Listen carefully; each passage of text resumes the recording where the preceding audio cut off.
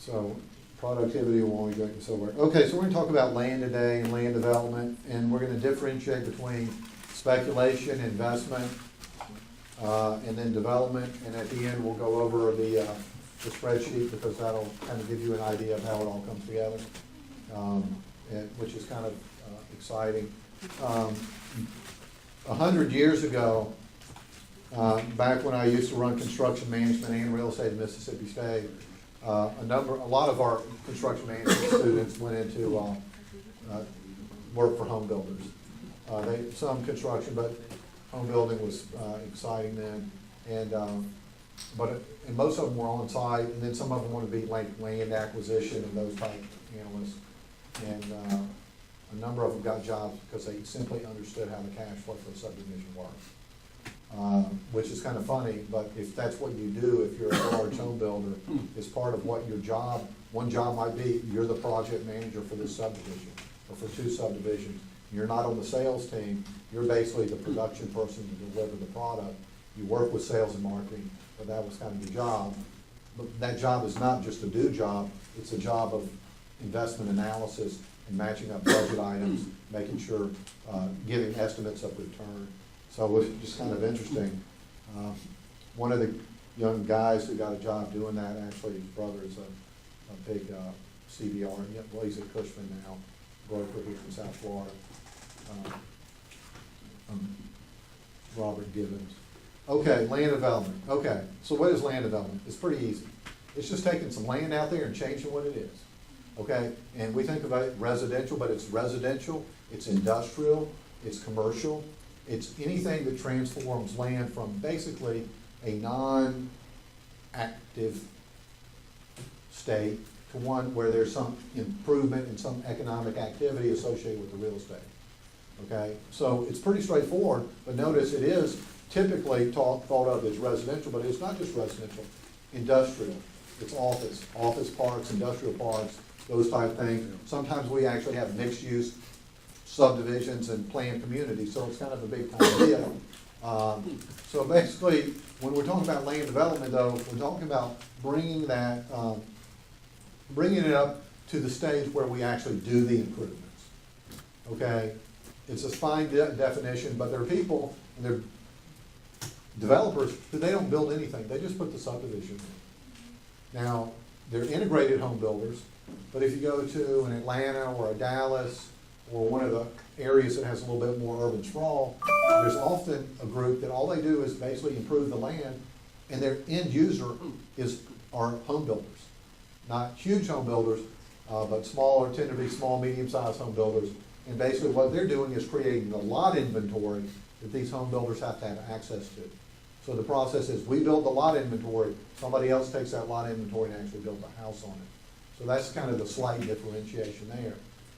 So in the most basic sense, we're not building anything yet, although we potentially are spending a lot of money.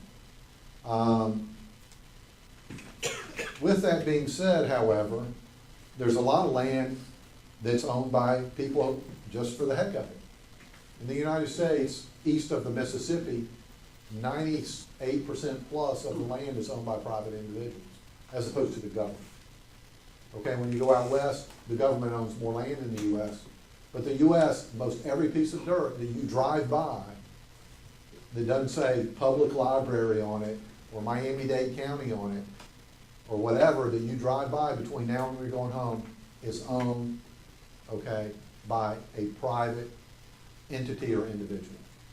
So in the U.S., land is primarily a private ownership structure. If we go to other countries, that's the opposite. Or it may be in certain countries where 5 or 6 investments or families own 80% of that land. Okay, but in the U.S., basically, we have land that's out there. A lot of the land has what we call a development option, which is what can we do with it? Okay, sometimes that development option is way in the future, sometimes it's immediate. Okay, so there's a value to the land, and there's a value to the associated with the conversion of that land into something else. Okay, Miami is a big land play world. People buy land here all the time. Some of it's speculative, some of it's not what I consider true investment or subdivision, But they're doing that because there is the development option in Miami, especially in the urban core, is very high. Okay, the development option in Clewiston is non-existent, okay? Which is, what can you convert it to in Clewiston? And I'm not picking on Clewiston, but Clewiston is a farming community between here and Orlando and Lake Okeechobee. There's a lot of land around there, okay? In Miami, land is a constrained resource, and there's more volatility when things are going up. The price tends to accelerate, things are going down, okay? Notice also with related to land that in the end, everything reverts to the land. And you go, no, it stays as a built environment forever. But the truth of the matter is, if I lived in South Florida and everyone in my subdivision left, okay, turned off the utilities, probably within a year, none of the houses would be habitable because of mold or whatever. Within 5 years, pretty certain, okay? And then in the end, it might just be what? Concrete block out there, etc. Because in the end, we revert back to the land. Or we have property that we've built on it, that we've improved, that no longer has that need for that improvement. So we built X and we don't need X anymore, we need Y. Okay, so then the question is, what is the underlying value of land subject to what? What it should be, which is, once again, that development option. But basically, land is the residual where excess value goes. And what I mean by that is, most property actually depreciates, okay, in value. It depreciates in ability to be utilized. So then you go, well, Dr. Harden, my house went up in value the last 30 years. Well, did your house go up in value, or did the land on which your house is located go up in value? And most of the time, it's going to be the land value went up and the house went down in value, okay? Because that physical asset depreciates. Over a life cycle, 30 years, you're going to replace The roof. yeah, the roof, Mr., you know, and by then you will have had to get what? 4 mattresses, because now you replace your mattress every 8 years. I didn't know that was a rule, but now it's been on the radio, so apparently that's a rule too. But over 30 years, you're gonna replace the roof. You will replace at least the HVAC system at least twice, okay? You will probably have to replace much of the, hopefully not the plumbing, but you never know, but a lot of the appliances, most all of the appliances 2 or 3 times, okay? You might have to paint the house, maintain the house. The typical house in the US, we estimate, is you spend 1.5% of the value every year in maintenance. And you go, how's that? It's my house $400,000. Do I really spend $6,000? Do I spend X? Well, most of the time you don't, but it accrues, and that's where you didn't spend it, but 10 years from now you have a new roof, but you're going to spend it, right? Okay, and a lot of times we don't pay attention to that. So there's an opportunity, and we talked about it just in the group over here earlier, which related to land, which is at the end, what's the value of the improvements, and then you have the land, and the land is the residual. The land is why it goes up in value. When people say real estate's going up in value, well, to me, it's never going up in value. It's just the underlying component of where that land and that location are increasing in value. Okay, and part of what we can do is create even more value by what? Changing the use and changing the improvements on that infrastructure. So a lot of people like land. So let's talk about land here for a second. Let me just make sure.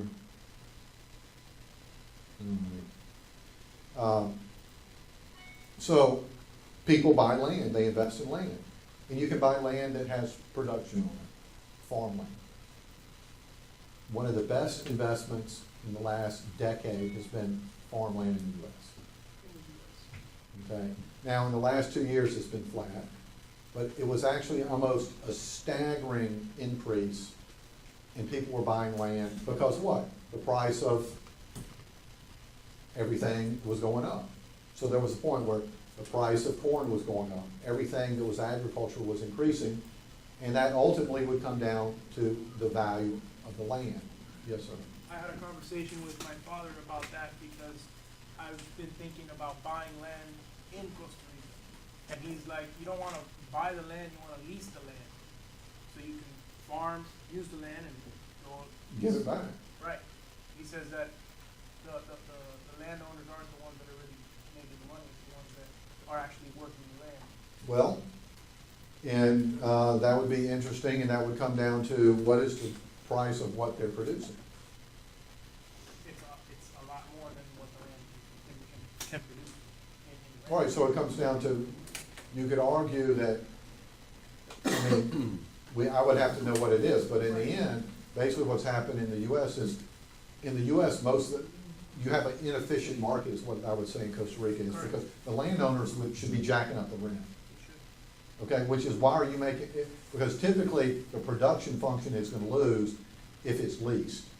Okay, so what happens is in the US, most all the farmland and much of the farmland is basically leased. So I buy the land and I lease it out, I don't farm it, I just own it, I lease it to somebody. That's the same thing that you have in Latin America. If you were to lease it and then you would hire someone else to kind of farm the land, then you'd kind of be the middleman, where that's not the case. What you have is like normally a concession between the landowner, the farm landowner, and the person that comes in and, plants X and, farms X. It's usually like a 50-50 or depending on whatever kind of split that you have. But you're right, the landowner kind of loses at the end because the soil gets destroyed, right? Correct. Right, Depending on the and so, but what happens here is that typically there are parts of the US that are very productive, but the land is normally leased, so you have absentee owners. You have people who farm their own land, and then they farm other people's land, and they lease it. Right. Okay, so so I can buy land in the United States and just rent it and just lease it out. And I can't buy it necessarily in Florida, I can buy some probably in Homestead, but now the redevelopment is probably higher. But there's certain areas where, when you go through Iowa, for example, or you go through parts of the Delta, the Mississippi River Delta, and you see all that, probably most of the land that you see under cultivation is leased to someone who's actually doing the production process. Correct. And what happens is when that profit of that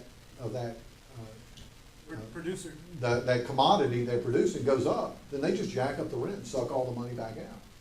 Now, the negative is in the United States is that most of that money goes to people who live in Jackson, Mississippi, New Orleans, Houston, other people, and basically it's not reinvested in the community because they don't even live there. They own 1,000 acres and they lease it out to somebody, and they have an old homestead that they had, and basically they just get a check every month. labor, yeah. But notice you can invest in that and generate a cash return. You can do that with orchards, you can do that with different components. So part of it is where then the debate comes down to, in this component, as you guys mentioned, is where does the value come from and who actually, does it accrue to the land or is it primarily in the production side? And so what you guys are arguing is depending on the location, more of that will be retained by the production side. And in the US, there has been production income, but in the end, what happens is there's a return for production, and then if that gets excessive, then they just jack up the lease rates. But no one's gonna do it if they don't make economic return from farming. Okay, so there is a trade-off, but if there become excess profits over time, then basically the rent's gonna go up. We also have land that has a production component with regard to timberland. And if you go to www.nacreef.org, you can download some return series on this. And what you'll find is if you download the timberland return series, a timberland investment would actually outperform on a risk-adjusted basis any other investment in real estate you could ever make. Anywhere in the world, absolutely. And that's what they would show. Okay, but that's kind of a misnomer as well, because what happens is that there's a liquidity risk associated with timberland, and the return series is based on appraisal. And so what happens is when things are bad, you don't sell timber. Okay, so you just wait it out. Okay, and so it's kind of a misnomer to get a risk-adjusted return there, because when things are great, you sell. When things are bad, you just let it grow. and you let it grow an extra year, or extra 2, or extra 5 years. But most of this is timber that's in production. Some of you may know that there was a threat, or maybe we actually put in place a 20% tariff on Canadian soft timber, okay? Soft timber is big business in Florida. You may not recognize it, but when you drive up I-95 and you see all these trees that are planted in a row, okay, and they're all pine trees, okay, that's not because there's a fancy bird out there that has this special way to like eat the pine needles and drop them every 10 feet. They're planted, okay? And that's a production process. Those typically are 25 to 30-year cycles where they grow those trees and they sell them. And that's basically soft timber. And it's a big business. And historically, the returns have been relatively strong. The problem we've had in calculating that is some of the returns come from the development option. So you have a lot of pine forest that now is part of Orlando. Okay, so what is the return for production versus a conversion of that from a non-farming use to another one? St. Joe Paper used to be a big timber owner. They sold out most of their holdings to a billionaire who lives in Palm Beach County, who is now the largest owner of timber rights in the state of Florida. St. Joe is primarily that whole area on the panhandle from St. Joe to Tallahassee and Pensacola. They literally own they're the largest owners. I don't know what percentage is, it's hundreds of thousands of acres. Okay, so they grow and sell. So that's one type of investment. That has nothing to do really with development. But sometimes what happens is that people actually buy this land and develop it, or it's in a growth zone, so it gets converted. There's a development option associated with it, which is I don't have to make sure it's pine trees all the time. I can convert that into what? A Jack Nicklaus golf course in Palm Beach County, okay, or in St. Martin County or somewhere, and basically people from a cold place will retire there and buy houses from the 500,000, okay? So there's a conversion option to it. Okay, some people invest in raw land, okay? And what, when I say invest, it might be speculating, they just buy it. I mean, because notice once again in the US, especially east of the Mississippi, most all the land is owned by a private entity or privately held, not public use. So somebody has to want it. So when you're driving in the middle of nowhere, somebody has to want to own that land. And they either want to own it because they simply want to own it, or they want it because they may, who knows? Some people just want to have land.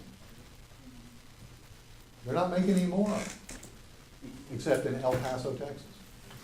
Because, my wife does financial planning, and she'll find all these people, and they own a lot in El Paso, Texas. Why do you own a lot in El Paso? Why do you own a 5-acre lot in El Paso, Texas? Because their comment is they're not making any more land. With one exception, they're making more land in El Paso, Texas, because this land is in the middle of nowhere, okay? It doesn't really have utilities, but people have a precept and they buy it for inexpensive. Because you can still buy land in the US in rural areas for relatively a low amount of, you can buy 20 or 30 or 40 or 50 or 100 acres, and it might be $100,000, might be 200, okay? And there might be a value to it. There's a value simply because someone wants to own it. You don't need to go that far in Ocala. Oh, yeah. You can buy an acre for less than $2,000 In Ocala. in Ocala. Yeah, but that's too close to the University of Florida, so that's why it goes down in value, so it's too close to the US. But in Ocala, do you have to be 65 to move there? No, Okay. but it's a prerequisite for the neighbor. Yeah, go to the villages. No, but there's some value, and it goes down to what is the use, and Ocala, you can buy 5 acres, but you probably have to buy 20 acres to get that low price. So that's wholesale. Yeah, wholesale. If wholesale would probably get it at 1,500. Well, there are also people who take that land, subdivide it, actually, Well, that's what, and sell it to somebody for 10,000 an acre. that's what why I'm saying it. The place where I used to work, we own 170 acres in a semi-developed location, Right. which it was never developed, but you have streets running Right. through it and so on. 3 years ago, they were going for 3,000. a lot, an an acre. acre. Now, they're going for 1,500. Oh, so it's going down. Exactly, because now everybody else wants to sell them, Oh, the okay. other owners. So, Yeah, but real estate always goes up in value, so I'm totally confused there, you know. But, there's nothing there, it's like Citrus Springs. yeah, I know, I'm just like, but real estate only goes up in value, it goes down. Yeah, that happened in Ocala. Family members, they have lands in Ocala. Nothing happened there. And also they have like phenomenon they call the sinkhole. Sinkholes, yeah? Yeah, Yeah. and I believe 2 houses already went down, and that's why it's. Well, I mean, and then, but it Citrus was, Springs, yeah. but the other thing on the land is like people want to own it, but land has a value, but it doesn't, but people are enamored by, like El Paso, to own land, but land only has a value, it's like, what can you do with it? Or how close is it, can you farm it, can you hunt on it, can you do that? And so, you know, if you're saying you own 2 acres in the middle of nowhere, well, geez, that probably, you know, but people do it because there's a psychic thing, they want to own land, and they own it for themselves. But if it's not close to development, what's the value? But we used to have students that came, and I've given this example before, maybe in the investments class, but in this class, is they all, we had a whole group from Kuwait. They all love land. They came here, well, one, they were all staying at the Comfort Inn, at the Hampton Inn in Doral, okay, because that was close to the main campus, which was where the program was, and they all agreed that they were gonna stay there, except on the first day, we took them to Lincoln Road, to look at, and had a tour of Lincoln Road, and had a couple of developers talking to them. And then a couple of them, and then we looked at, you know, went on the beach and just kind of goofed around. And then half the students that night converted from the Hampton Inn and Suites in Doral to the Ritz-Carlton, because they couldn't stay in such a low-end hotel. They got Miami-ized.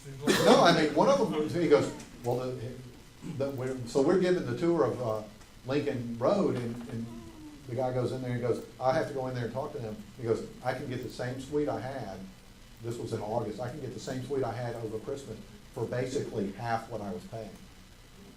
So I'm gonna go get it. Yeah. And of course, the staff was going, well, if you stay over here, you're not gonna have bus service to the campus.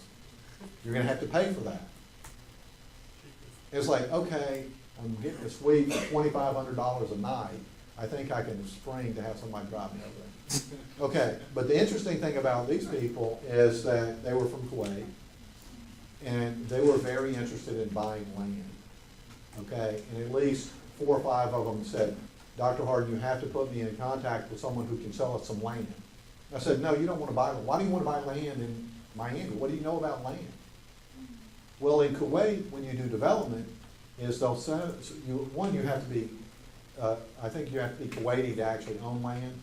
Okay, so what happens is you buy the land, and then the government puts in all the infrastructure after the fact.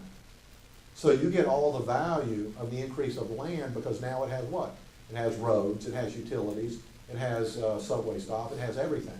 So I had to convince them that when you look at land as an investment in the U.S., the government doesn't just do that and give it to you, you have to put the improvements in. And so, but that's why they really wanted to own the land, is because guess what? When you live in a country where that's kind of the game, if you're connected, and it's also a, you know, they have, you know, Kuwait has a lot of potential cash flow there from oil and gas and other things. And it's like, and you have to be Kuwaiti. That was the model. That's the way that they transfer wealth from oil and gas to individual Kuwaitis. And of course, sometimes you have to be better connected. But the whole point is they wanted to buy land. And I'm going, no one in America, you wouldn't say, I just want to buy land. That's kind of like, no, that's not the investment you want to make. Now, I'm not saying it's a bad one, but just owning land is not going to get you anything in the U.S. Whereas in Kuwait, simply owning it, it's going to go up in value because someone's going to put in all the infrastructure. Okay, but if I'm just buying raw land to hold it as opposed to develop it, it's very difficult to get a loan for that. The way you get a loan for that is you already have money, okay? Because even if you can put up 50%, you still have to prove that you can service the debt. Okay, so a lot of land, if it's just land, is either big players writing checks or somebody who has some money who's willing to put, and they can show they can service the debt. and these are just people who wanna own land. You know, there's a whole thing that's you know, some of you might, you know, go to what, Bass Pro Outlet. Well, Bass Pro Outlets used to have a subsidiary that would just buy land in the middle of nowhere and put in a hunting or fishing camp. Why is it? Biloxi. Well, they're everywhere. Yeah. And some of them are very high end, Yeah. you know, and people come out there and some of them don't hunt. Actually, one of my friends actually used to own a quail plantation in South Georgia. Okay, at one time, years ago, they split it and sold half of that quail plantation to Ted Turner, and they owned the other half. And they just sold that for $40 million. Is he the largest landowner in the US? I believe he is in certain ones. I know he is in many states west. He's a Yeah. big land buyer. But there have been other billionaires who now buy land. Okay, so they own this land simply because people like to hunt. It makes no sense, okay? Okay, except there is a use and there's no return, but people want to buy these properties because there's a component to it, just like why do you buy a $30 million house? Okay, at least if you buy this $40 million house, you get 7,000 acres that goes with it, okay, that has some production. But it's just, they just want to be, they're just buying it. Now, some people buy land because they're ultimately speculators, and they're saying sooner or later development's gonna get out here. Sooner or later, development is gonna get, you know, up to the north side of Palm Beach County, up into St. Martin County, and up into those counties there. The question is, when will that be, okay? And we don't know, so that means that a lot of this becomes more speculative, which is nothing wrong with speculation. Speculation just means that we don't know what we're gonna do with the land. We don't know what we're gonna do with subdivision, we're just buying it. Okay, one of the guys who used to be at Cineline just bought some property in Miami-Dade County. And I asked him, I said, and it's partly in and out of the growth boundary area. I think probably about a year ago now. I said, what do you do with it? He goes, I don't know. Because he's just speculating. He has no plan for it right now. He'll either make a lot of money or he doesn't care. He's just saying, I don't know what it's gonna be. I don't know if they're gonna change the growth boundary, because there is some talk that they're gonna move it, to move out the extension of the interstate, to move it, you gotta move it like a half mile or a mile farther out. And once again, they're speculating because most of this land is outside the growth boundary, but he's kinda going, I'm a big believer that the people who own the other land down there have a lot of political clout, and that sooner or later they're gonna change the rules. Yeah. And I'm buying it for this price, and if they do change the rules, it's gonna go up 10 times in value overnight. And I'm just gonna hold it. Because I'm buying it assuming that most of it cannot be developed, or it can be developed in 5-acre tracts or something like that. The density is not. Okay, so they don't know, they're just buying it. So notice, this isn't really like, land development, this isn't subdivision development, it's just buying some land. And you know, if it works, you make a lot of money. If not, you get to go out there hunting and fishing, driving your ATV, maybe cut some trees down, see some birds, okay? You know, nothing wrong with that, you know. But notice that there is some affinity because, once again, most all land in the US is privately owned. So somebody has to value it enough to buy it and to pay taxes on it. If I were to go to like, let's say, El Paso, Texas, do you Right. think there still are opportunities where you buy land for nothing and you discover oil, like an oil deposit on your land, or is that like? Well, what happened with fracking is, I don't know that they discovered everything, they kind of knew things were there, but they didn't have the technology. Yeah. And so, for many of these guys, these ranchers, they're not farmers in El Paso, they're ranchers, they actually have a huge windfall due to fracking. Yeah. Because they could find the oil. I don't know that you can do it now, the price of oil is way down. Yeah. But there was a staggering bonanza in Texas where you had people who had land that had almost no value, grazing rights at $10 per acre per year. You know, that with fracking, all of a sudden they have and they, presuming they still own the oil and gas rights because you Yeah. buy and sell them. Of course. You can buy and sell them anywhere, but in Texas, it's a big market for it. So if you buy any land in Texas, you need to check the mineral rights and the oil and gas rights, because they may, I mean, here you can pretty much assume in Georgia and Florida that it comes attached. Yeah. But, you know, in in Texas, my assumption would be that most of it's traded independently.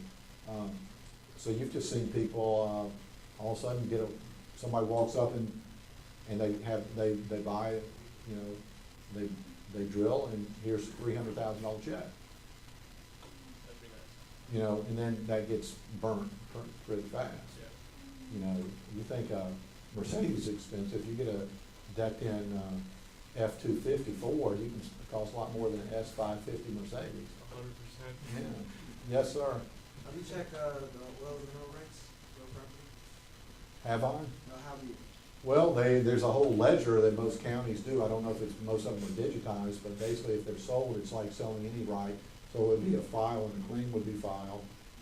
Certain counties actually segment that, so it's easier to do. Some of it, you just have to look at any conveyance or transaction to see if it shows up. But it is a public record, just like any other conveyance, so it would show up. So unlike in, you guys are all young, unlike in the TV show Dallas, where in the end, one of them made out with the money because they still had the oil and gas rights. Well, anybody could have checked that and known that was BS. But, you know, that would not have been good for the TV show.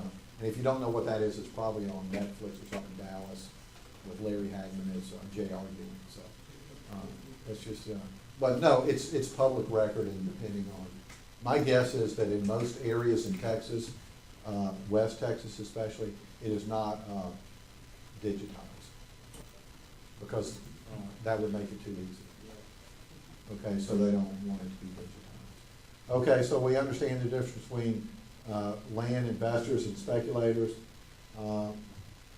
There is a value to land speculators.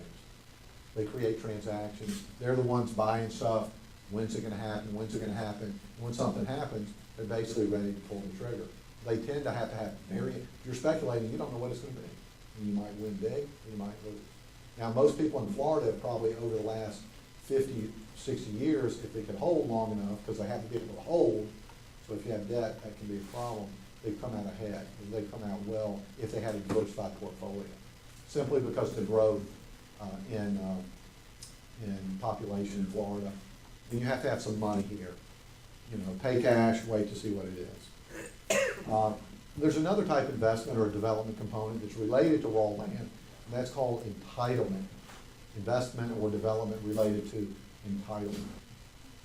So it's just like it says. Most all land has some component associated with it. They have zoning, they have whatever, or maybe unzoned. So the goal of this process of development is to, in essence, change what you can do with the land. You don't have to do it, you don't have to put any improvement, you just change, what is it zoning? What can it be? Okay? What is the restriction? Okay? Can I get access to put in utilities? Can I get an easement to put that in? These are all what we call entitlement types of development, and we used to finance those in the day. Now it's harder to get, but we would say, what is it?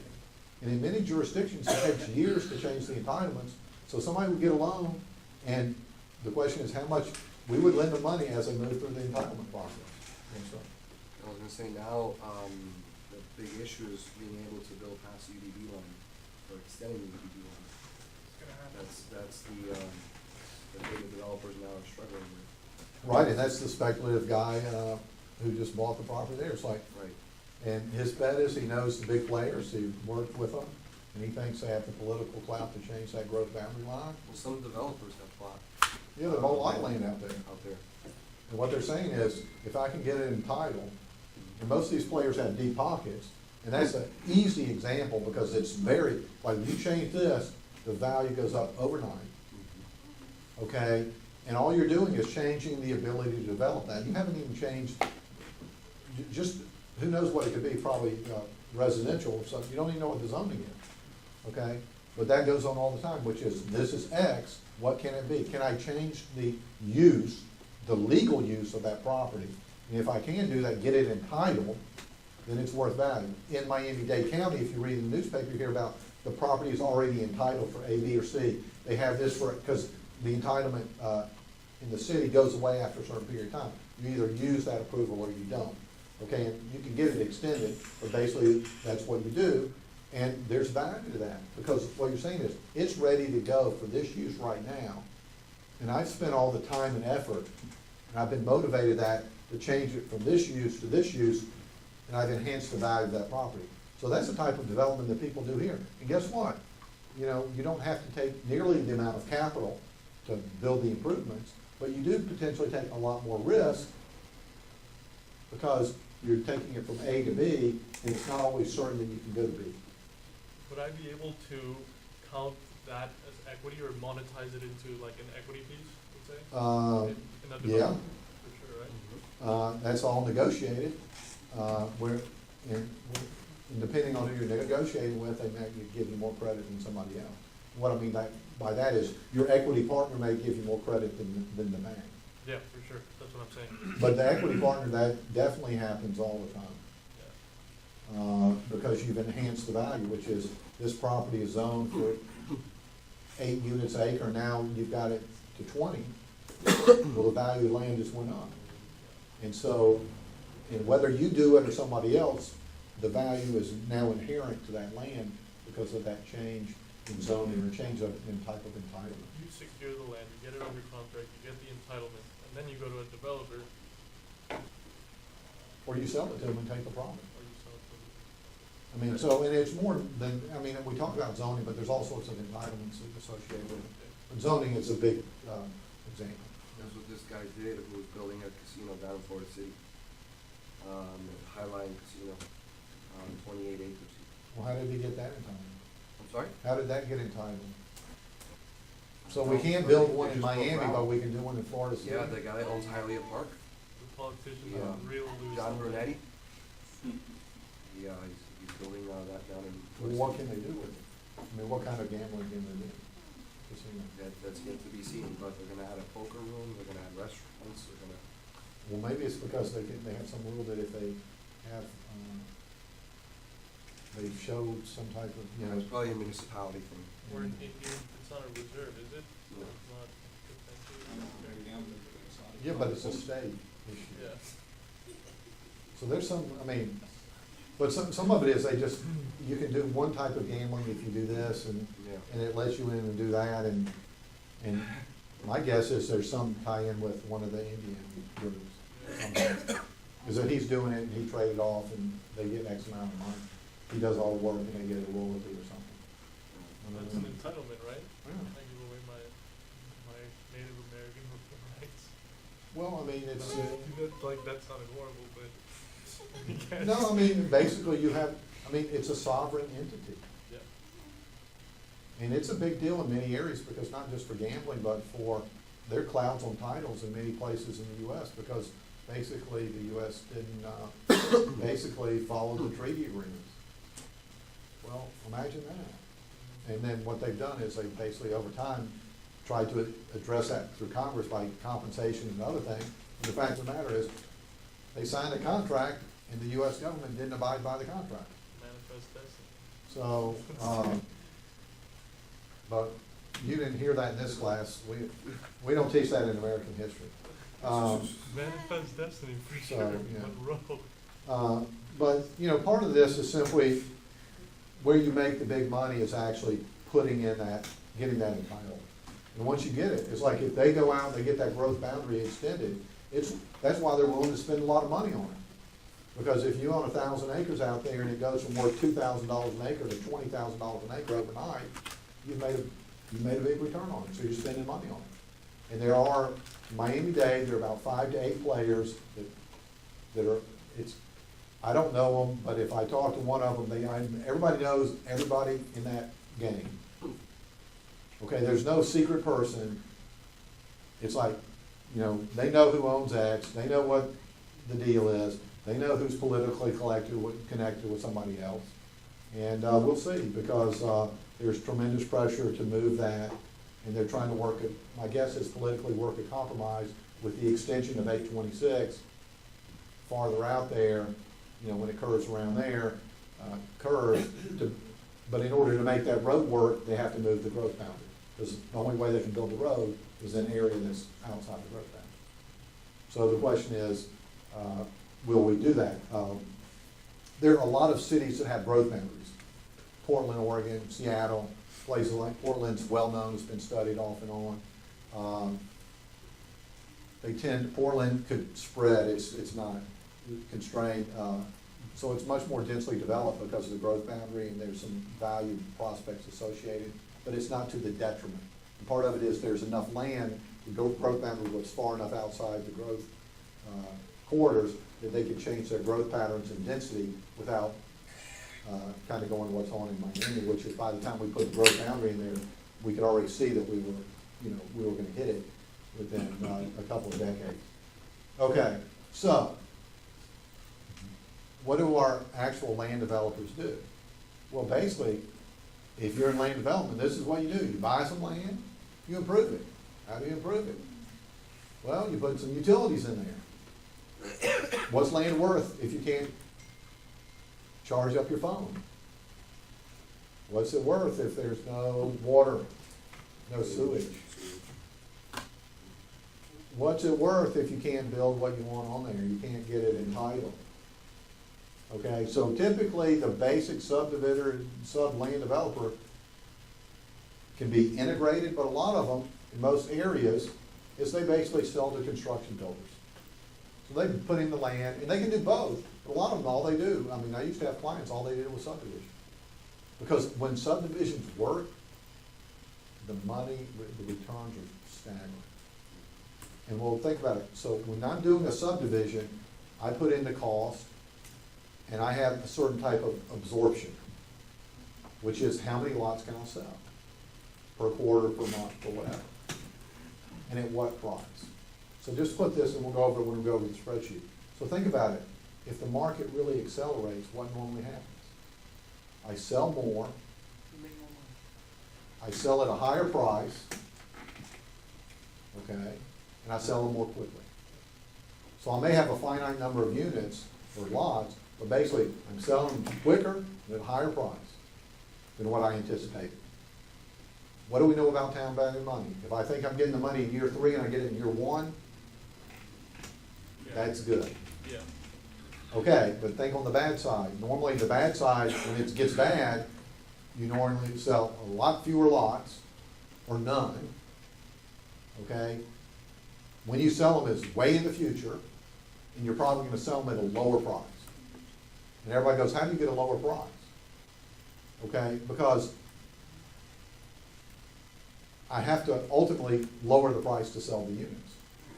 Okay, because if I didn't have to, I would change the absorption rate as a subdivider person. I would adjust when I got that money, okay? So typically, if I didn't have to, if they would buy them at the same price, what I would typically do is lower the price sooner and get that money sooner. Okay, so typically, when you win big. When you lose big. So when you win, you sell them quicker at a higher price. When you lose, you sell them or don't sell them at all over a longer period of time at a lower price. Because that's the way the market works. It's kind of, or you just get your return. Okay. So how do you make money on this? Well, one, you're lucky, but two, you have to manage the process. Moving dirt around is both an art and a science. Most of Florida is flat, okay, but in South Florida, we move dirt around because what? We have to build it up, we dig it out, we move it around, we put a lake in there. What do we do with the lake? Once we have that lake, we, put in some invasive species in there too. And then we build some land around it and put some grass in there and put a python in there. Okay, I'm just kidding, but even in Florida, you have to move dirt around. If you go to a place like Atlanta, a place like Dallas, what's hard is moving dirt around.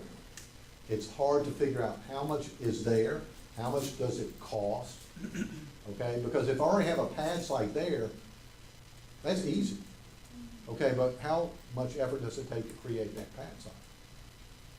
One of the loans I'll never forget is a guy on 41 acres. We were putting in a long time, he's still a friend of mine, and I was lending money, and it was a heavily wooded tract that we knew went way down in the back.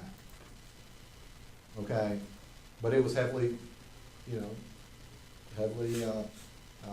treed back there, it was a deep ravine, no one wanted to walk the property. The owner of the property who bought it, who was my client, he bought that property never having gotten out of his truck.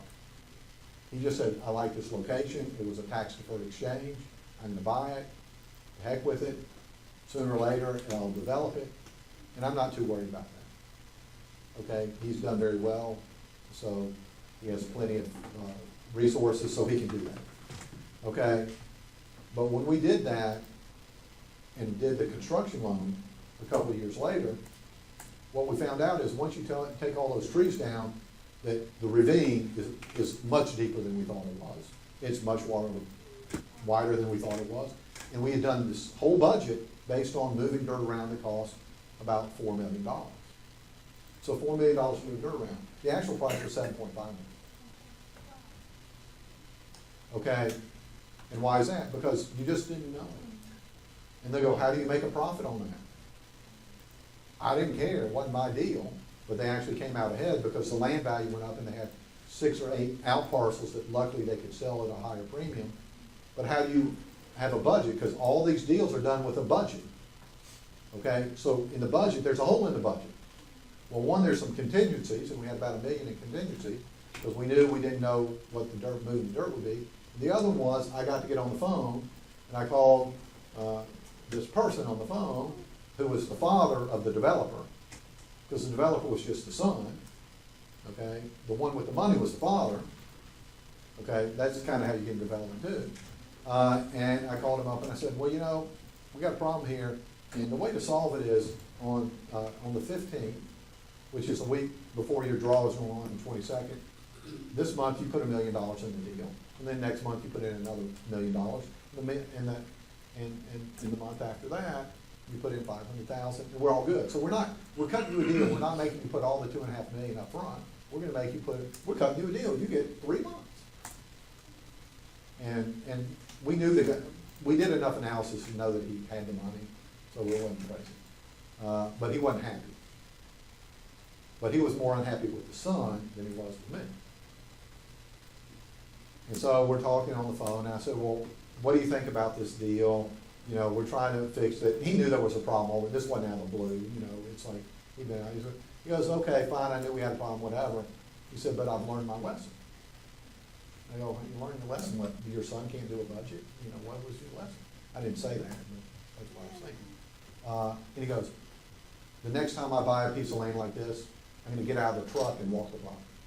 That was his lesson. Because if he had walked it, he wouldn't know how bad it was. So what does that have to do with anything? Because it's the management and the budgeting, and it's easy to price out how to build something. Because if I have the plans and specs, I know how many pieces of block it takes. Yes, sir. Do you have a due diligence period? Oh, he was a wheeler dealer. He didn't. Well, no, he could have figured it out. No, it's like. They usually do soil tests. And Oh yeah, I mean, well, this guy's much more of a speculator. This was, the way we made this loan is we already had a loan on the thing. So we had a land loan on this piece of dirt. And the only way we're getting out of the land loan is to do a construction loan and build a shopping center on it. Okay, the person had plenty of capacity to fix the loan. So we didn't really underwrite it strictly as a real estate loan. We underwrote it as a loan to someone who basically has the liquidity if they wanted to pay the loan off. Is it a personal guarantee? Oh, yes. yeah, of course. And the person had, I'm assuming you had verified his assets. oh, yeah, oh, we knew everything. I mean, yeah.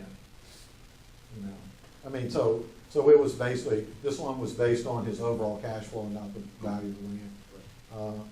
This guy was in the various different businesses. One was real estate development, and one was he owned 100 and some gas stations. So if you own 100 and something gas stations and they're paid for, you typically generate a lot of cash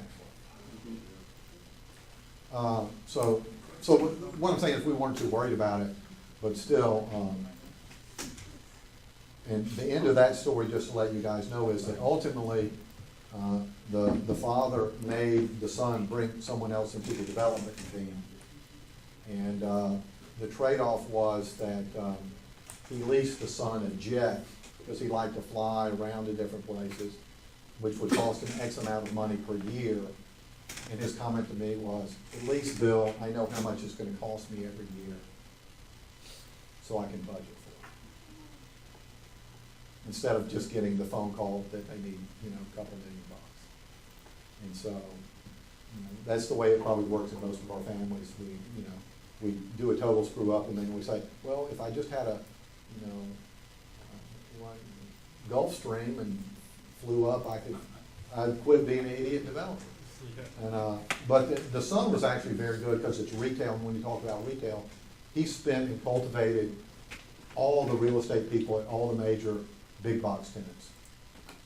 I mean, and he was good with it, you know, taking them to the Masters, taking them to TPC, taking them to all these places.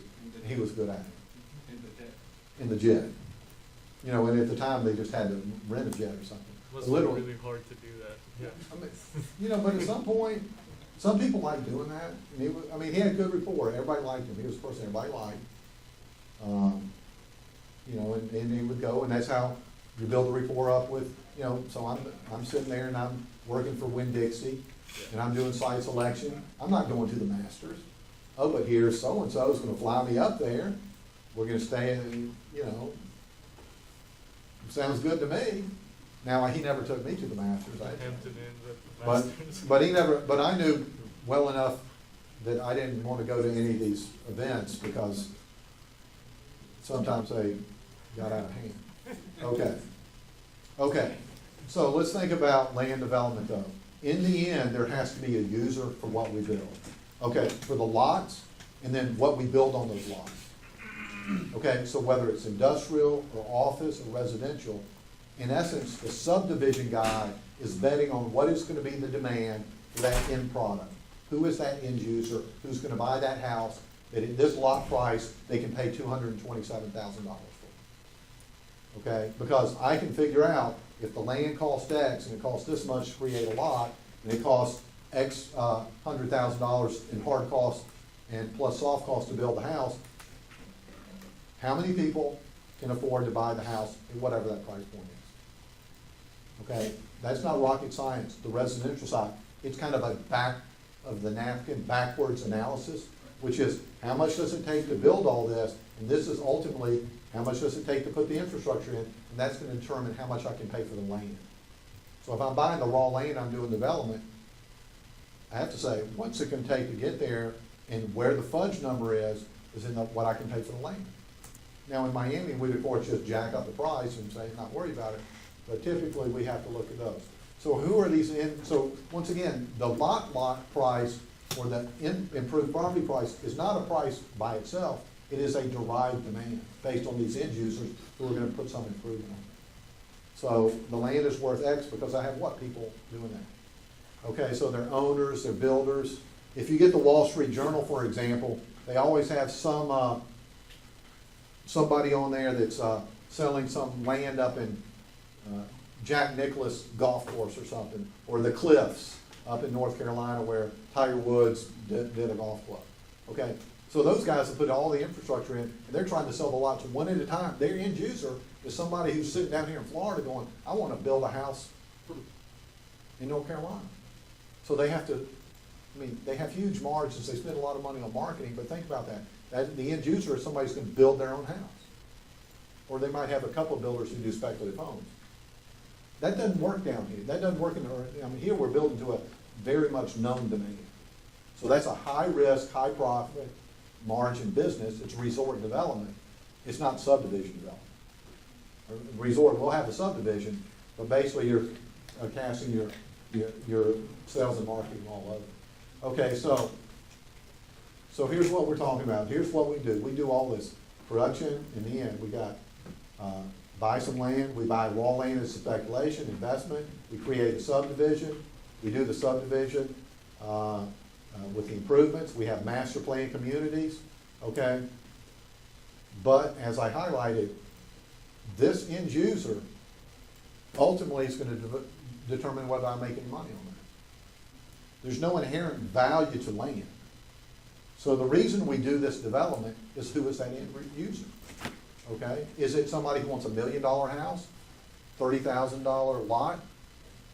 Well, whatever. Lot prices are all over the map. If I was looking at some lot prices in Tennessee, and I should have bought some lots because they've like doubled in value because everybody now wants Tennessee. Nashville's got to be a hot place somehow. Okay? But if you look at lot prices in parts of Tennessee, the lot price for these high-end homes is only 20 or 25% of the total value. So it's $1.1 million home, and the lot price is $200,000. It's a big house, and it's inexpensive to build. If I'm doing subdivision development in Palm Beach County on the east side of the county that has water access, I might have the lot price be 40, 50, 60% of the total cost of development. Which is, that development, I'm selling that, or it's gonna cost me $2 million, okay, but the land is $1 million of that. It's just a different market and the land is more expensive. Because costs aren't crazy all over the world. Now, cost based on building code changes, but the cost to build a house in Nashville and the cost to build a house in Orlando is probably about equivalent, the hard dollar cost. Now, Miami's a little bit higher, probably about 30% higher because of zoning and code and requirements that we have in Miami-Dade County. Okay, so the differential is gonna go to land. So then you have to go, what is the end user and can they afford it? Okay, so I always like to think of that because you know, if you guys remember, most of you, I'm only old person here, and you know, when Tiger Woods got divorced, his wife got a property up in Jupiter. Or Lake, was it Winter Park? Well, he owned a house, but she got a house up in Palm Beach County. 50 million, I think it was, or No, it was only 14. something. Okay, it's a $14 million house, and it was a well-known house, and she tore it down. And everybody in the newspaper, they go, she sure was mad. She tore it down. No, the land value for the house was about 10 to 12 million. And it was cheaper to tear the house down and build a brand new house than to renovate the existing home, which was built in like the 1920s. It's probably beautiful. Because, right, but it was rotting out, it had, you know, it didn't meet, you know, but what I'm saying is, that's the difference. So she was actually a pretty astute real estate person. She's going, most of the value here is in the land, the house has very little value. I'm gonna build this house for $4 million cash, and it's probably gonna be worth $20 million. Okay, because I'm gonna have, like everyone does in Indian River and, what is, Indian Creek. Okay, you know, you go, how does that make any sense? Well, it's not the cost of construction per se, it's what they can allocate to the land component of it, so they're buying and scraping. Okay, and then they sell the house for $20 million or so, but most, even then, most of that, at least half that cost is gonna be in the cost of the land or allocated to the land. Now, you know, I've never been over there, I never get invited over there, but I do know at least one of the people building houses like that, and maybe I'll get a tour over there. Okay, so why do we develop land? Well, end user, make a profit, whatever. So how do we know we make any money?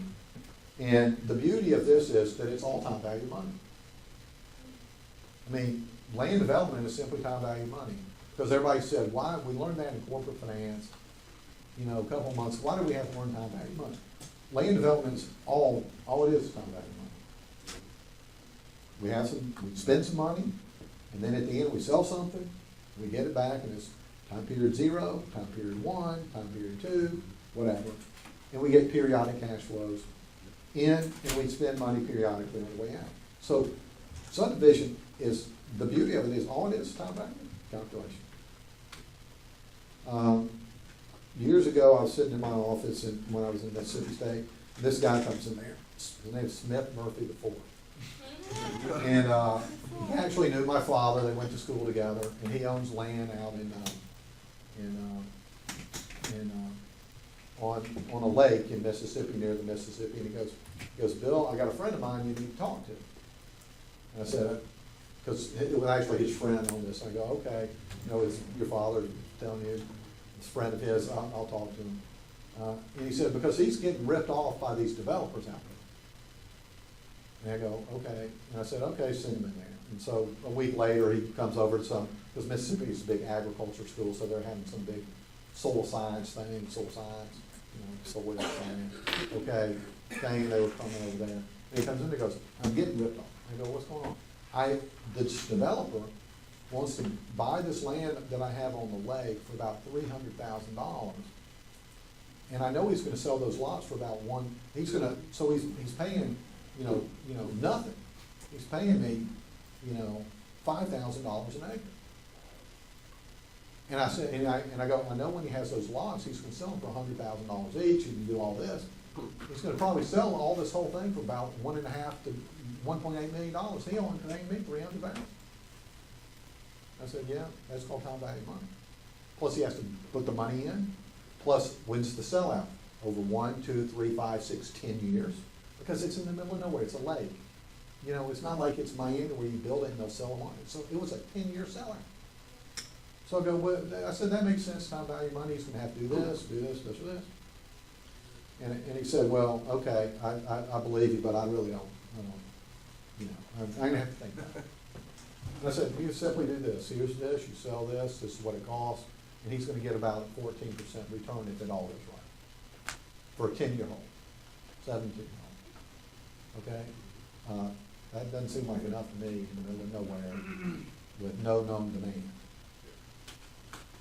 Okay, I mean, you know, so the guy comes back about 6 months later, goes, well, you know, I'm just gonna do it myself. Yeah, I was gonna say, you should subdivide it. He goes, I'm gonna do it myself, it doesn't take any rocket science to do this.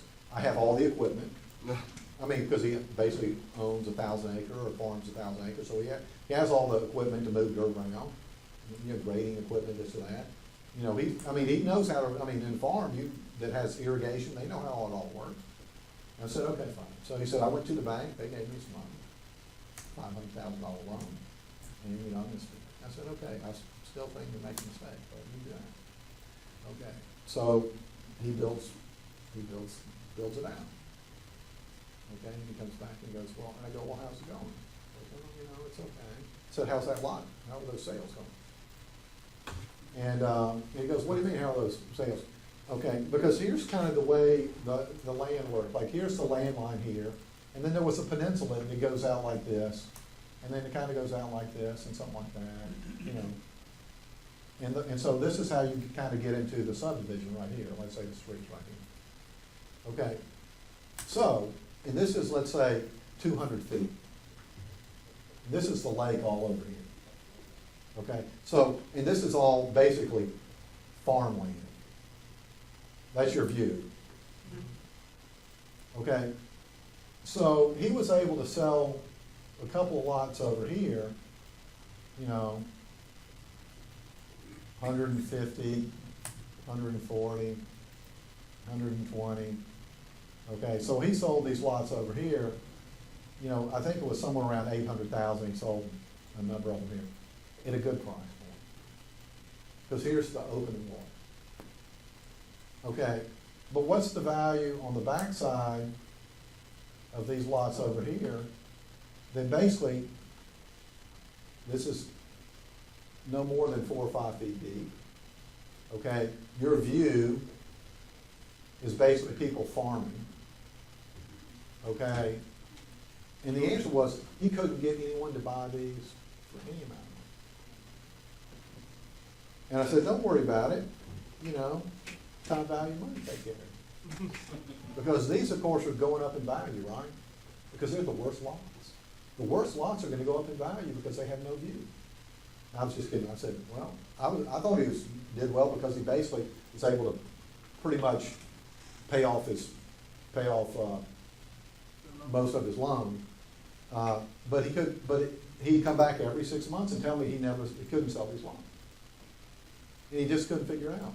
And I'm going, because he was trying to get these for 80,000, you know, but it's like, This has a view, this doesn't. What's the differential between true lakefront and what?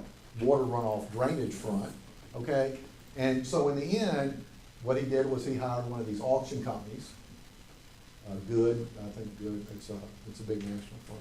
And they sold them off, all in one with his remaining lots. Because he had more lots than this, I think he had about 30 lots or something like that. You should have made it a gated community, built a clubhouse. and done Well, it was a nice lake, but he didn't understand, one, time value money, and two, how do you price the different components to it, because Waterview is worth a lot, quasi-Waterview is not worth much down here, and he did sell, what happened was, and the price points are a little bit different, but the relative amounts are the same. So, how hard is a subdivision? Well, you price it incorrectly, you don't know what the costs are, you don't make any money. And you forget that it's time value money. That yes, it's basically $800,000 to do this.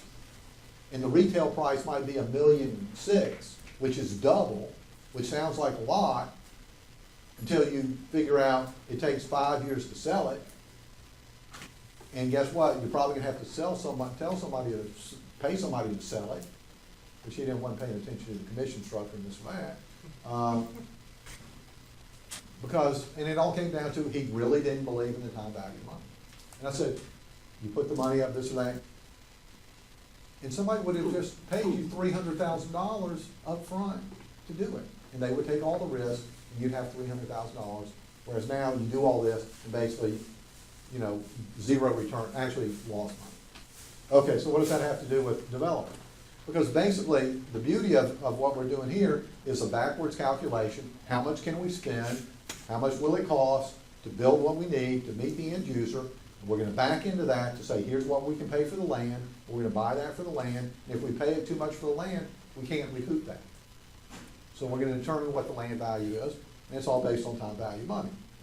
Okay, so sorry, you're not supposed to see this one, where it says time value is nonsense.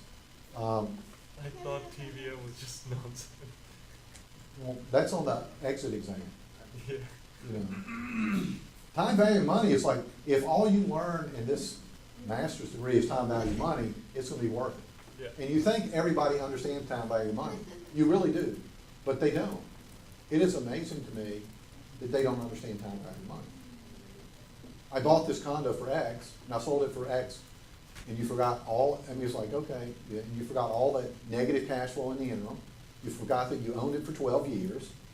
Now, the beauty is that it still exists, and maybe you didn't have any debt on it, so you can sell it and have cash. Because all the other money you had, you've already pissed away on that's a technical term, I'm on tape. You've already spent all that other money. You've spent all that other money on lifestyle. So this is your last asset. You sell it, and then 2 or 3 years later, you're broke, so, then you have to get a job. I think this guy also lost like his own time, right? Oh, yeah. He didn't know what he was doing, but, it was just kind of, he just thought the developer was basically taking advantage of it. And the opportunity cost also. Well, he said, if you're sitting out on a farm in the Mississippi Delta, what else do you have to do? You can invest it in stocks or something. Well, but you like land. Yeah. People like land. Most people who invest in real estate, who are in the real estate business, they're staggeringly overweighted to real estate. Because they think they have control over it. And sometimes they do. Okay, so how do we do how do we start with it? We started the most basic, it's a market analysis. What is like today, how would you start a market analysis if you're building single-family homes in Miami-Dade County? What do you need to know? Population growth, demographics, job creation, the amount of money, salaries these jobs create. Okay, because then you can forecast, because it's not, if you know X amount of people are moving here and they make X amount of money, there's X amount of demand at a certain price point. Now, where it doesn't work is when you're on the high-end luxury market, because basically I shouldn't say it hard, it does work, but the data is harder to find, where the people come from. Okay, in many major markets, you can actually buy stuff like this. They'll tell you, there are companies that'll tell you, here are the number of lots that are available right now. Here are the number of lots that have been platted. okay? There are other jurisdictions where they don't even do this, either because they don't have digitized data, or the market's not active enough for somebody to collect the data. So the reason you have it in a place like Miami-Dade and in Orlando and Atlanta is there's so much activity that somebody's willing to pay for that data. Okay, if I'm going to a Naples, Florida, or Fort Myers, I'm gonna have to collect this data myself because there's not enough volume of activity and enough players that would be willing to pay for that data to make it worthwhile for me to collect it. But in Miami-Dade, you can buy this data. But even in Miami-Dade, most people will actually check, okay, and make sure it's accurate. Okay, but notice this data is not CoStar data, it's not whatever data, it's a different set of data that basically comes from filings at the county courthouse. It's not hard to collect, okay? You just have to spend some time. You go to miami-dade.gov and Find it. find Yeah. it. Yeah. But do they have the plans there too? Yeah, they do. They do kind of keep the plan. But they don't, the only thing they might do here that some of them really do is they actually make sure they actually start, and, you know, whether it's platted and started. I mean, that's the real key. Or one of them is a hiccup. When, in the last boom, there was, I'm not gonna mention the county, but it was near Atlanta, they had literally 4 or 5 years worth of inventory lots platted. But the vast majority had not been started, they just were platted. And they hadn't done anything on it. Okay, so in the end, we have our so basically, what we're gonna do for this is we're gonna figure out how many lots do I need, where are they coming from, okay? It's a basic marketing analysis, basic standard. Here are the number of lots. Okay, here's how much does it cost to deliver? What's my cost? And the delivery of lots is, I'll tell you what the lot price is. If it's integrated, you don't know. But if it's a market where you have a lot of home builders, there's gonna be a sales price. There's gonna be a price that says they paid X amount of money for their lot. So that information is potentially available. And then you're gonna say, how much does it cost?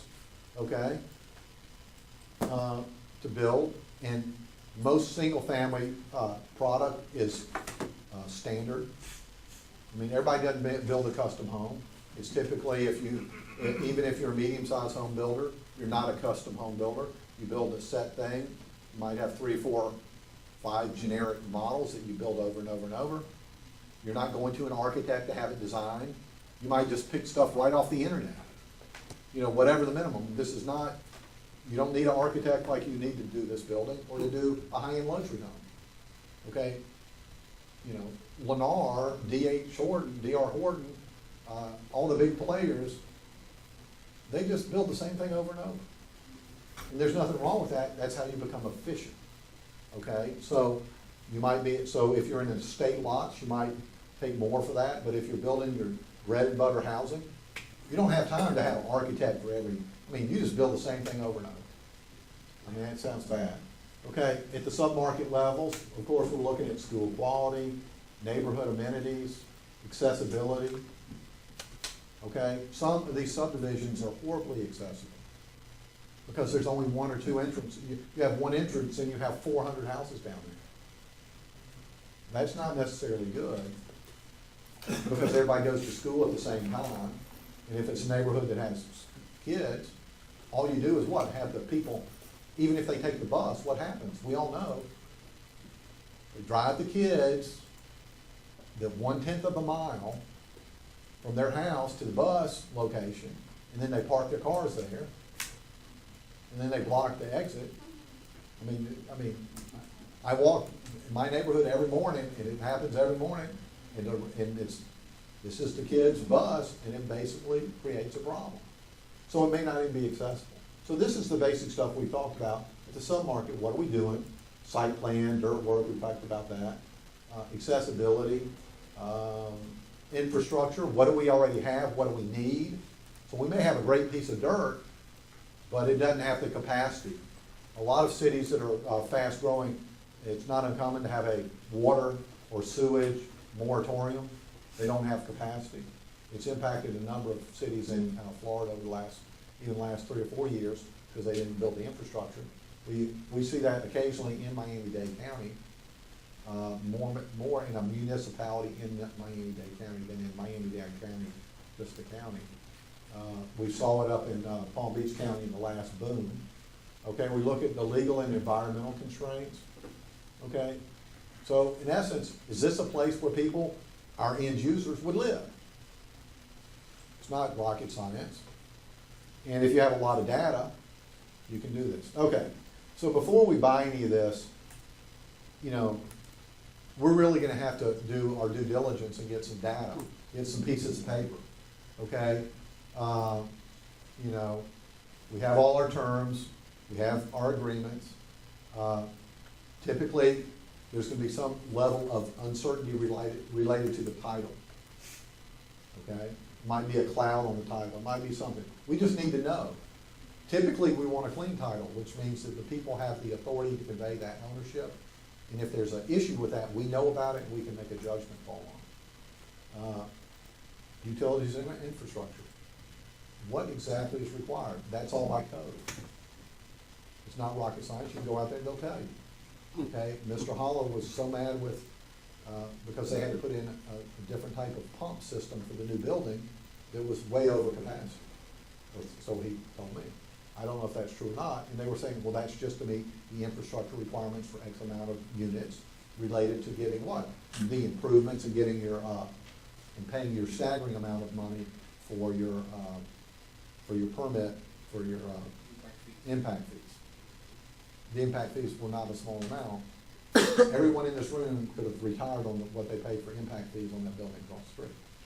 Well, some of you are high spending, high maintenance, but most of us could retire. Okay, we look at the situs again, because we won't want to know, we're gonna make sure that either the zoning is what it is, because it could be in place, or a condition precedent. And a condition precedent often happens for land, if you can get it in the contract, which is, you as the seller have to do something. Okay, I'm gonna pay this price subject to this zoning. Now, if you're speculating, and in Miami there's a lot of money, sometimes you can't put that into a contract. But in most urban areas, you're gonna have to play that speculative game. Once you get outside in the US of about 10 or 20 cities, you're gonna put a condition precedent on there, which is, I'm not buying the land until it's rezoned, and I'm paying this price. And you might be sitting out there for 6 months or a year, and then you close, and you're working with that seller to rezone it. Because if you can't do what you want with that property, you've overpaid.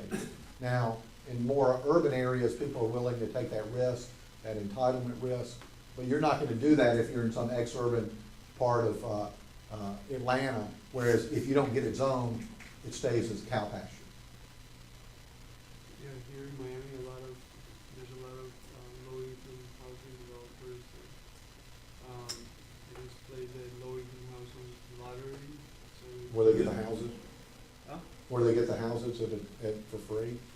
Land for I free? don't know how that portion works, but, from a broker perspective, you have to be careful because they put the property under contract for like a year, and there's, very low chance that they will hit That price.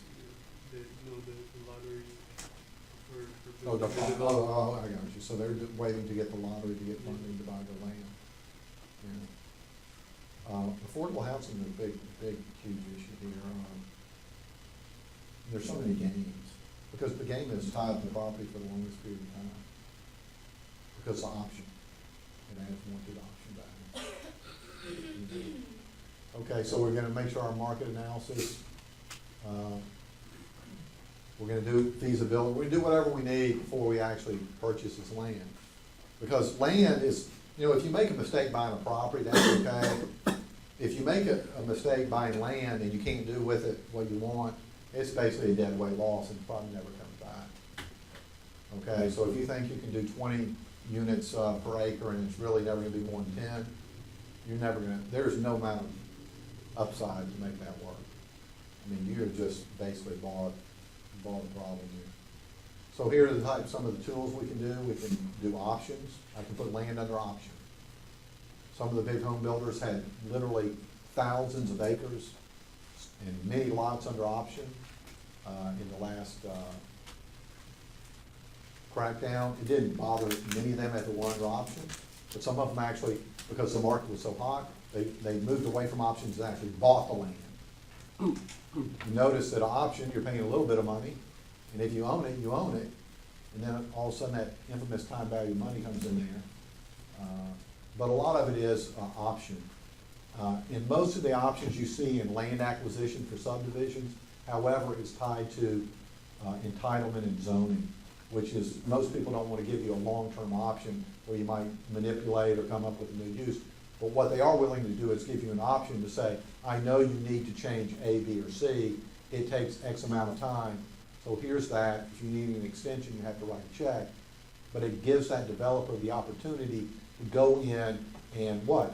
Change the zoning, change entitlement requirements, change what needs to be done under these conditions precedent, deposits, financing options, whatever.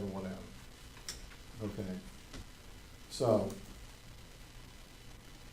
we've been talking a lot about zoning, and I know you guys have had a class in that, so I'm not gonna kill it, except to talk specifically about zoning in the most generic standpoint, because zoning is a fact of life as a developer.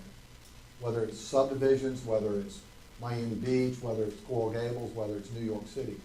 Zoning is the outline of what your constrained optimization is. What can you do with the property? Okay, so we can talk about that, who the players are, this or that.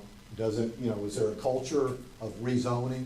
Is it pro-business, anti-business, pro-development, anti-development? There's certain jurisdictions, well, they'll rezone anything. There are other jurisdictions, a lot of which are in Miami-Dade in South Florida, where they may never change the zone. Okay? They may not care. They're anti-growth. So that's what when we talk about the culture. Now, in order to have something zoned, of course, there's an application process, there's an approval process, and ultimately to change any zoning and most entitlement issues, most restrictions from the government, you actually have to have a vote. And that vote is by an elected, whether it's a county or city commission. Okay? It can't be delegated down unless it's operational. So if you have a different use, you have to have these people who are elected to say, we're gonna change it. Except in Miami where anything can be resolved. Well, I mean, but they'll vote, but they still have to vote for it. And they get their approvals, okay? I mean, because what they have is they have their staff that They says. get that vote. Well, they have the staff that says, does this make sense or not sense? And, and there's always what they call it, the vigorish or whatever, the little, the juice that makes the world go round. Miami-Dade, most every major jurisdiction has some game that they play. I think a lot of it is not just, I think it's more like what can the county get out of you as a developer that they need money for, as opposed to pure under the table type deal. I think it's more like what infrastructure do you want, what do you want over here, are you willing to do this? Probably the biggest example of that was in North Miami, when they were doing the first, when they did Biscayne Landing the first time. Okay, and if you read that agreement, they were gonna do so many things, build a new library, build X, do this. I mean, literally tens and 20 and 30 and $40 million worth of things that weren't even related to that property. That was probably, if you look at Biscayne Landing, it was the most unbelievable loss of money ever. Because at the end, there was nothing. And they were out hundreds of millions of dollars. And you go, how does that go away? I don't know. I mean, they built a couple buildings, they put in the infrastructure, and basically, man, it went to nothing. And that's, of course, where LaFracken's group, and there are other people redeveloping that area now. But, we were involved in that when not we, but people would call me and litigate it, and I'd say, here's the deal. What's the value of X? It's nothing. The agreement has nothing. Because the whole city was basing their whole budget on the money they would get from that, and of course, they didn't get it. So it was a problem. Okay, so what does that have to do with anything? That's the culture. Now, internationally, we know this is all totally different. Because we know it's all different in every city and jurisdiction in the US. But in the international component, some countries are very diligent on zoning and restrictive. And there are other countries you can do whatever you want. We all know that. But think about that, however, if you're ever doing international development and you're involved in that, that's why you need to get a local player, a local attorney, because they might not like you because you're simply someone bringing in something from outside. And it might be, you might think it's great to build a, 50 luxury homes. But they may say you're ruining everything about the quality of life here, okay? So there's a culture to zoning, and then there's a process to zoning, and there's a process associated with that culture, and there's certain areas that they're never gonna do anything for you. So you need to know that. You need to know, is it pro-business? Is it anti-business? You can go to parts of Europe, and it makes the zoning in Miami Beach seem relatively quick and straightforward. You can go to California, where it might take 5 to 7 years simply to get a basic 120 unit apartment complex approved. We're talking about, it can take years to go through the planning process because there's so much feedback. And the fact of the matter is they don't necessarily want it. That's why Northern California has some of the most expensive real estate in the world. Go to San Francisco, drive around here and you're going, why is it so expensive here? Well, everything's 2 or 3 stories. You have all this land over here that could be something, and it's set aside as something, I don't know. I mean, San Jose is even worse. San Jose is staggeringly expensive. You go out to San Jose, and there's land everywhere.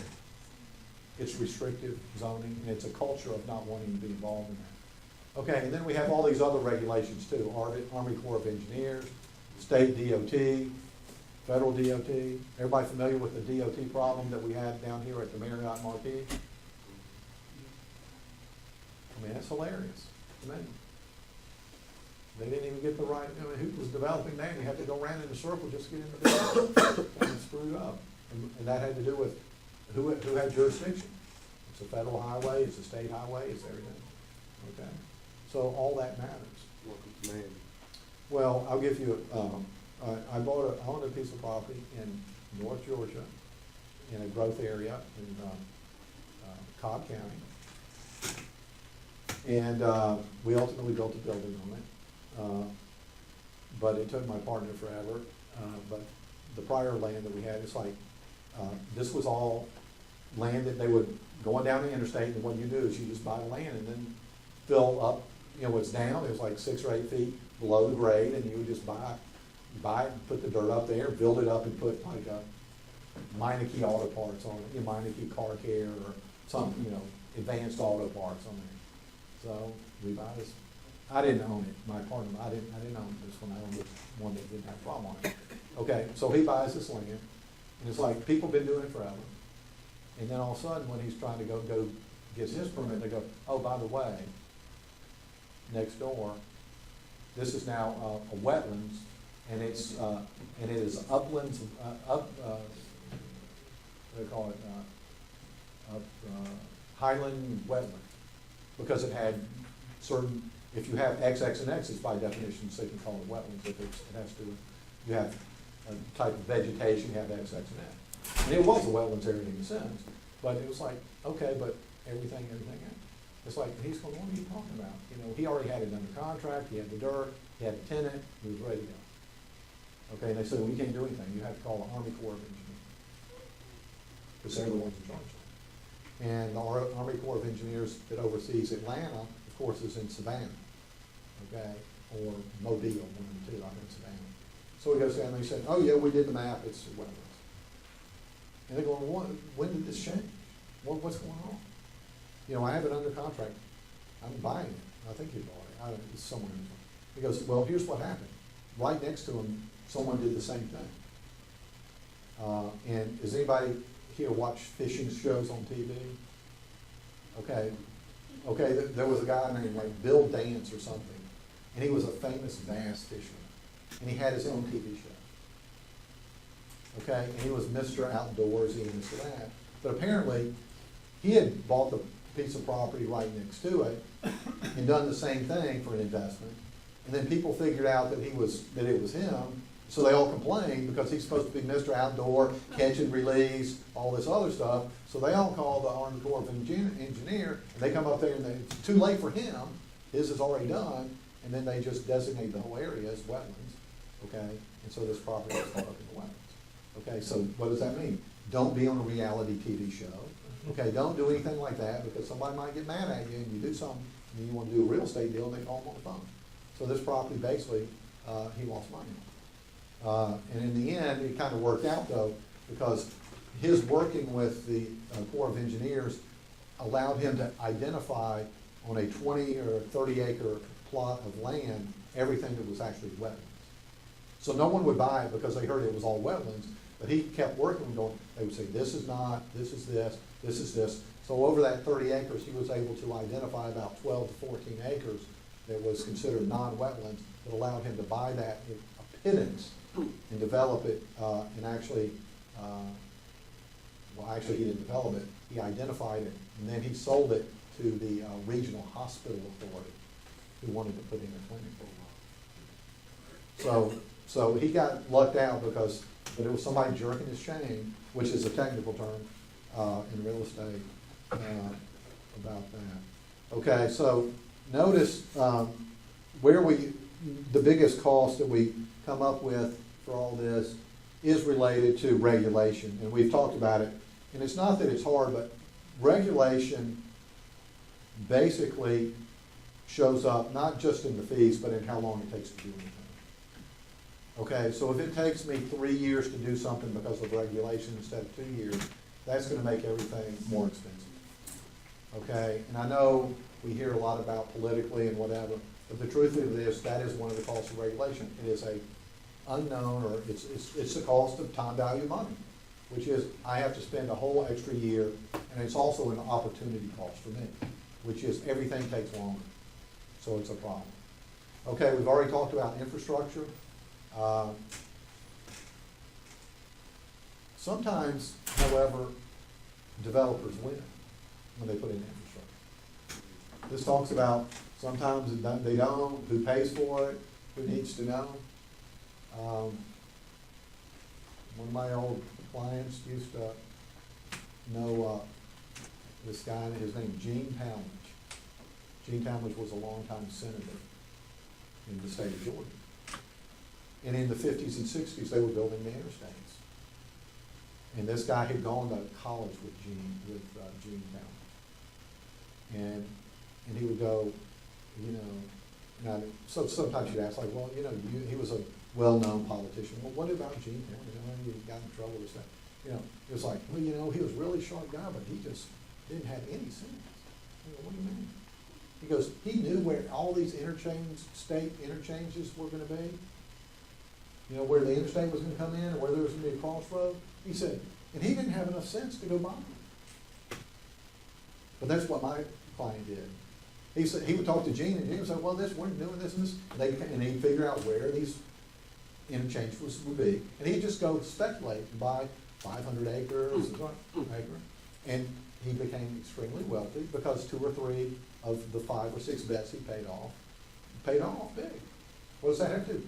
When somebody builds an interstate with an exchange right through your 500 acres, that's a huge windfall that comes from the government. Okay, and one of the things that happens in development, in a lot of land development, is a lot of the fight is who's paying for something. Okay, which is, wouldn't we like to extend 826 all the way out in the new, wouldn't that be a windfall? Because who's putting in the real infrastructure that makes that work? The taxpayers. That's kind of the way it goes. But notice that if I'm doing a subdivision, in the end, what do you do once you put in a subdivision? You dedicate the improvements to what? To the jurisdiction. You basically give up the road. Okay, which means you have to build it to code. So you may build it, but you have to build it to code, and then you give it back. Okay? So it's just kind of know what in advance. You gotta spend some money. But in a lot of times, the government will spend part of the money. For example, there's a new Atlanta Braves stadium, all the infrastructure around the new Brave Stadium, of course, is paid by government. The government's gonna pick up the tab for that. Okay, for the roads, the extra utilities, okay? And the benefit is gonna go to that developer who's not building a subdivision, but is building a major investment. So where do we get all our money? Anybody who, land development, whoever, give it to us. People, if you wanna go into this type business, just ask anybody, who knows who has money. It's always, you know, you're gonna always have to ask for money. But once you do, anything and you have a track record, it's easier to get that money. One of the, you know, as Frank Mello, who's, I think, spoke in the investments class, when he came in here, he said, when I was first doing this, no one, I'd have to beg everything, and now people call me. Because I have a track record, and if they're buying this type of property, they know I've been successful at it, but now they call me. Okay, the same way with development. Anything you do the first time, it's the hardest. If you're successful, then somebody goes, well, you're successful, you can show that you were doing it. The hardest thing is doing that. Okay, how does a construction loan work? Well, typically what happens, not just with a subdivision, but any type loan that you get or any type deal, if you're gonna get money, you have to put all your money in first.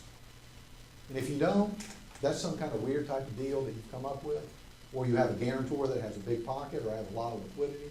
But in the typical deal, if I'm doing a construction loan, all the cash money that comes from the developer, and the equity and the deal comes in day one. That's the traditional way to do it. Now, if you work with the wealth management group or somewhere, or have some other access, you can tweak that. But if I'm doing a true real estate loan, all your money comes in first, because guess what? If I got a problem later on, and it's a real problem, you probably don't want to put any money in this deal. Or if it's a systematic problem, probably all your other real estate investments are doing poorly at the same time. So you don't have any liquidity to do it. So I want all my money in up front, okay? It's your money, it's your equity. And then what I'm gonna do is, over time, in the way these loans for, not just for subdivisions or anything, then as you spend the money, I give you money. I basically give you money to pay your bills. And some of the bills I'm gonna give you money for are gonna cover your overhead.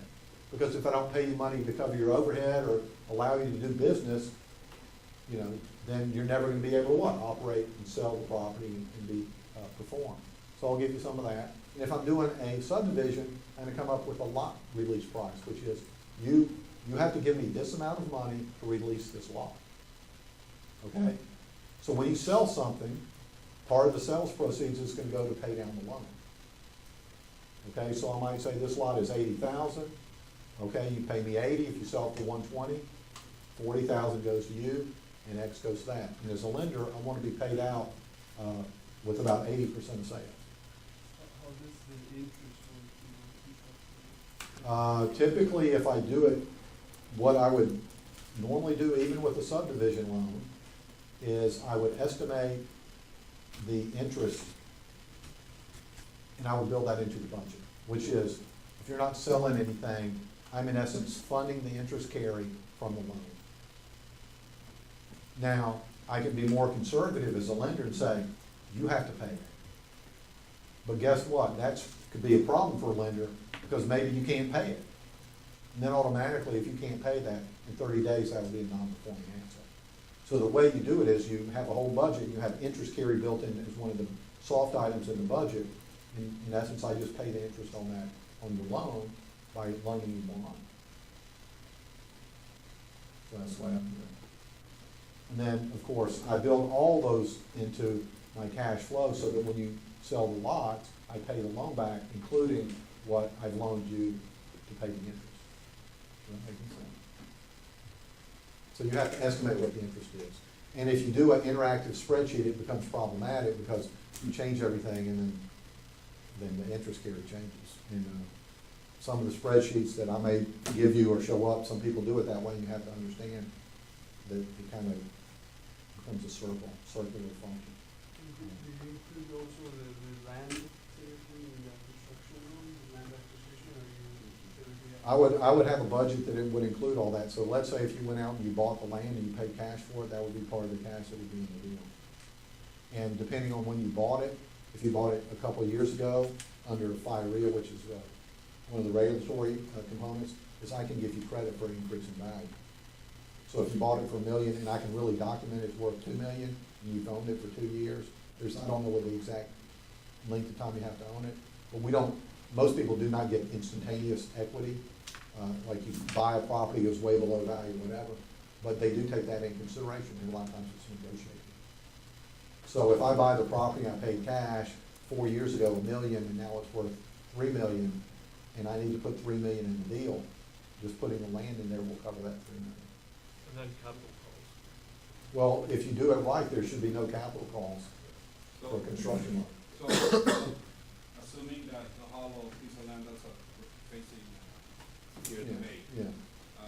they bought it for 10, and now it's worth 200. Those 180 million can go towards the loan if they so decide? Yeah, it would be in the budget, the land, they would, in essence, write up the land amount, so the budget that they would present would include $200 million land. Boom, boom, boom. And most people would, if you're conservative, you wouldn't let them pull any money out based on that value. You would say, you're over, you know, they may let them take some of them out. I think basically if you were like the hollows with that big of an increase, what you might do is just sell part of the deal for cash, which is, you know, someone writes you a check, now they own half the lot, okay, and you have the money, and you throw the lot in at 200 million and everybody's good. Does that make sense? So, but no, my guess is even on this one here, if they were doing their construction loan on the back portion, as they redeveloped, the value of that land went up dramatically. So the total budget went up, but what they probably had to put in cash would go down because they're getting credit for the equity, the growth in the value. I mean, I don't know, I'm just speculating. But I don't even know that they hold off part interest in it, I don't know. You know, you never know, because if I don't sell the land, if I don't sell the property, and just sell the interest in it, it's not recorded. So if I own an LLC that owns a property worth 200 million, I can sell you half my ownership, it's never recorded, because you're not buying the land, you're buying 50%, you're buying shares or membership interest in that LLC. And that's one of the other ways that, you know, prices get, not manipulated, it's just less transparent. Okay, so, I know you guys are getting excited here because it's 9:30, but just like, and I'll go over this briefly, everything that we do in development is with a budget. I mean, so we have the actual budget.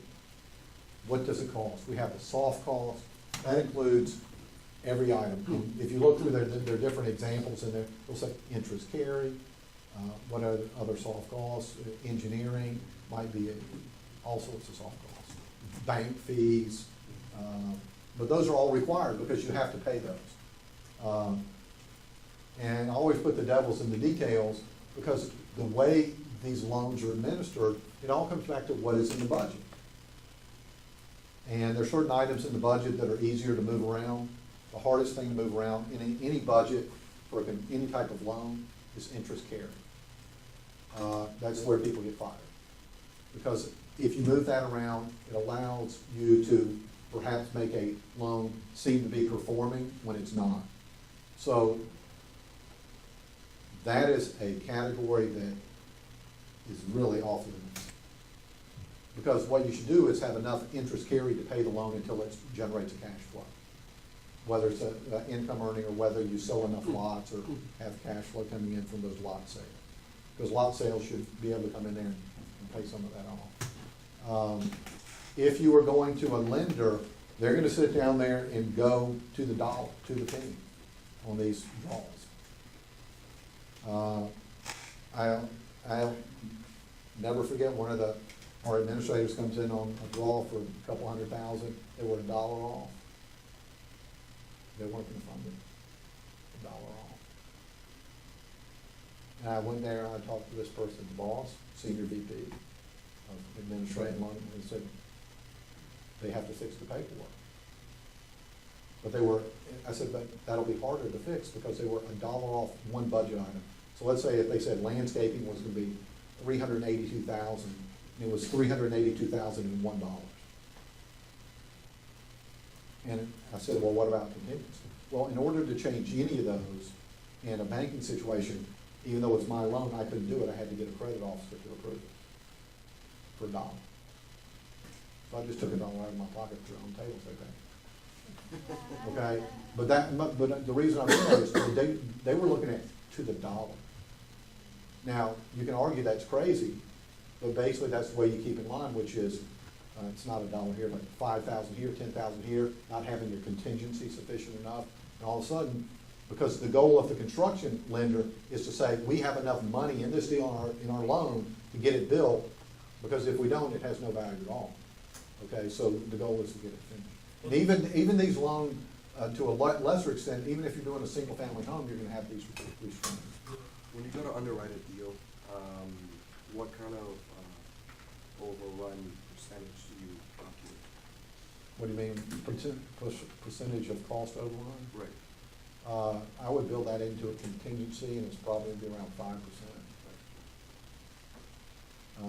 And if you're a big player like Lennar, they don't get construction loans anyway, typically.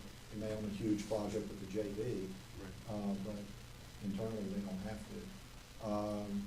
I think, I've seen, contingencies as high as 10% for dirt work and things like that, and it might be higher.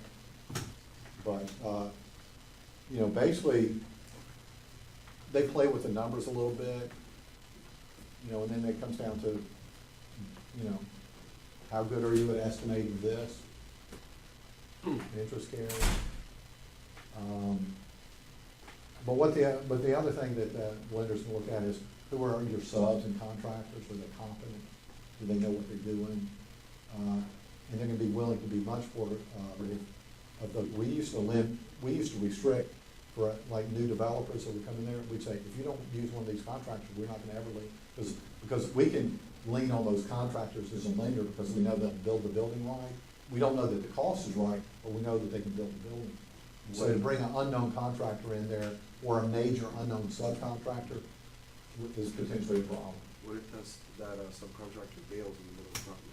Well, then, if it's bonded, you might get some money, but typically, that's why, most of these, loan agreements would give the lender the right to approve who those subcontractors The are. reason I ask is because I've seen that happen. Well, but if it's a sub in our contracts with the general contractor, then the general contractor's gonna have to hump it and fix it. I mean, because we know it's a problem, so we can say there, if we're a lender, that it'll get fixed, we know it's a problem. But what we would say is we have enough confidence in Moss Construction that they're gonna fix it, which is, they have a bad, I mean, because it happens all the time where you have a contractor that you may have to switch out. It's not infrequent, it shouldn't be frequent, but it happens. And you're dependent on that general contractor to understand how to manage those. Some of them you can just switch in and out pretty easily depending on what their job is. Some buildings it's more complicated. Sometimes people will bid it out and they'll have the low bidder for that subcontractor, but that person misbids it, okay? And that becomes an issue primarily for those guys, but the reason that they can't deliver is they didn't bid it right. Labor application rates being the biggest culprit is they didn't realize how much it would cost in labor to do something.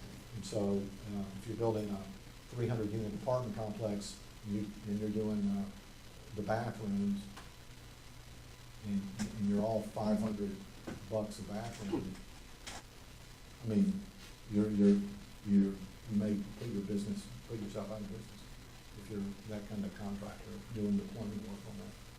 So, yeah, I mean, but that's part of the risk, it's part of the construction risk. But the reason we do it as a lender is that we're trying to make sure that we know who's on the team. And if we don't have the right players on there, we're not gonna loan. I mean, and most lenders have some right to review. Okay, loan and feasibility, we talked about that. Construction phase, whatever. moving dirt around, engineering tests, et cetera, marketing, you gotta sell it, management, relationships. Okay, what's the hard part? It's easy, okay. So I'm just gonna go through it because I wanted to show you how this model works. And I know you guys are just excited because Desi gave everybody so much coffee there.